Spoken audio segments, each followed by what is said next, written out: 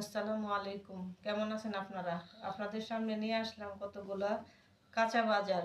তো আজকে আমার মেয়ের বায়না, সে বেগুন ভাজা খাবে। তাই সকালবেলা হাঁটতে যাইয়া বেগুন সাথে আরো কিছু সবজি নিয়ে আসলাম।